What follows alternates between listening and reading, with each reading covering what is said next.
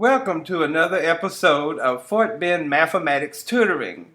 Take a moment to soothe your nerves. Remember, these is just numbers. They can't hurt nobody. Hello, ladies and gentlemen. This is Mr. Witt with Fort Bend Tutoring, and today's tutorial is going to be about adding radicals.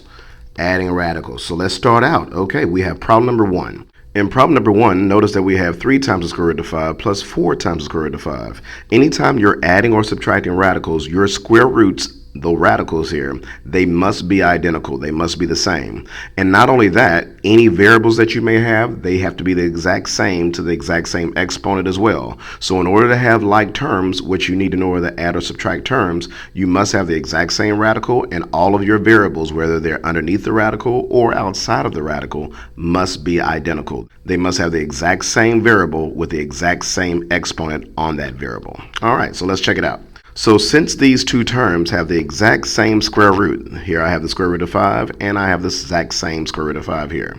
That means that I can go ahead and combine these terms together. So 3 plus 4 gives me 7, and then I'll stick with that same radical 5. Remember, when you're adding and subtracting like terms, those variables will stay the same. And the same thing is the case with the radicals. The radical stays the same. So we're adding 3 plus 4 to give us 7, and the radical stays the same.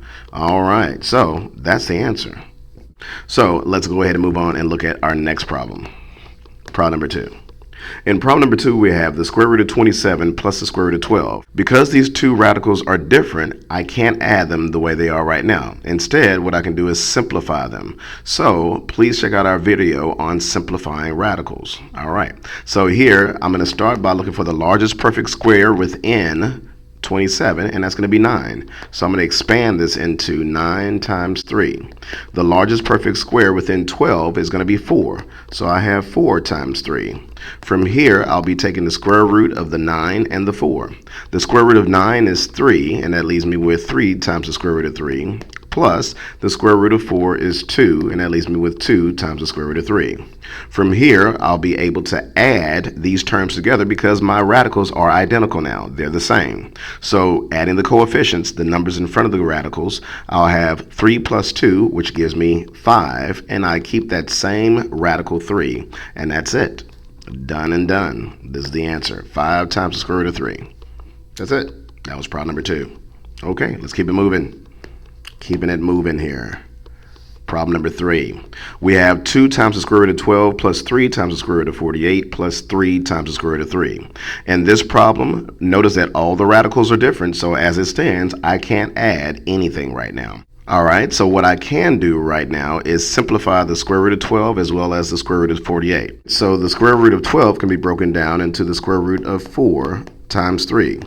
The square root of 48 can be broken down into 16 times 3 because the largest perfect square within 48 is 16. And then I'll just bring down this 3, square root of 3 here as that last term.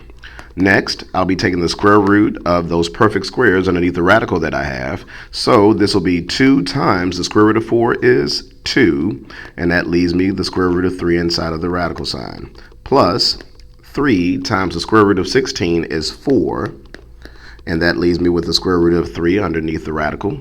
And then I'll bring down this last term, 3 times the square root of 3, because there aren't any perfect squares within 3. In other words, there are no factors of 3 that are perfect squares other than 1. Okay? Next, we'll go ahead and multiply. So we'll have 2 times 2, which is 4 times the square root of 3, plus 3 times 4 gives me 12 times the square root of 3.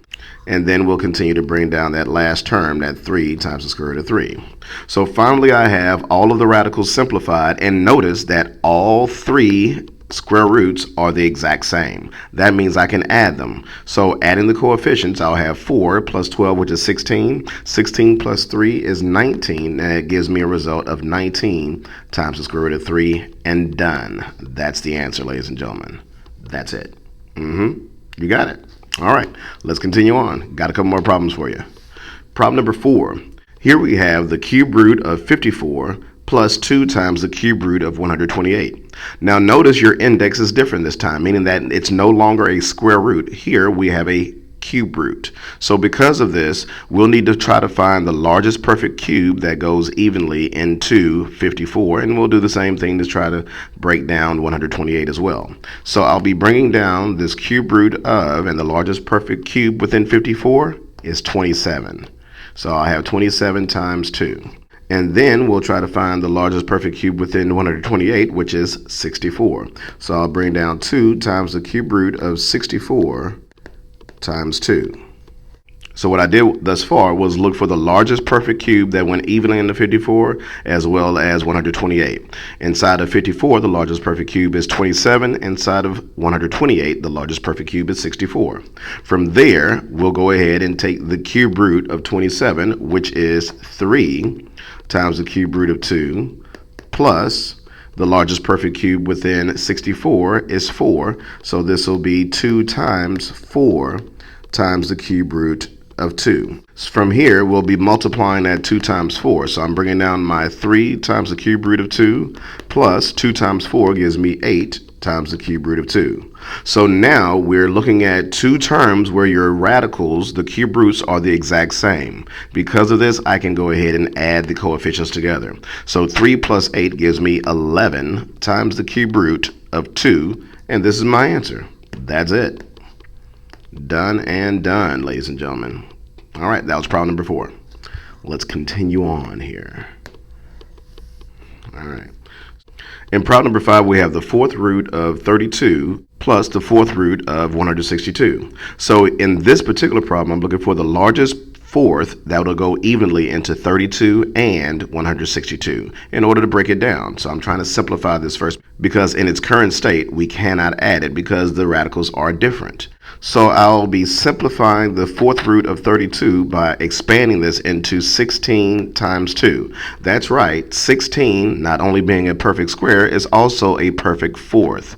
In other words, 2 to the fourth power gives us 16. So I know that this could be expanded in that way. For our second term, the fourth root of 162, I can expand this into 81 times 2. Because 81, being a perfect square, is also a perfect fourth as well. 3 to the fourth power will give us 81. So next, I'll be simplifying this by taking the fourth root of 16 and the fourth root of 81. The fourth root of 16 is 2, so I'll have 2 times the fourth root of 2.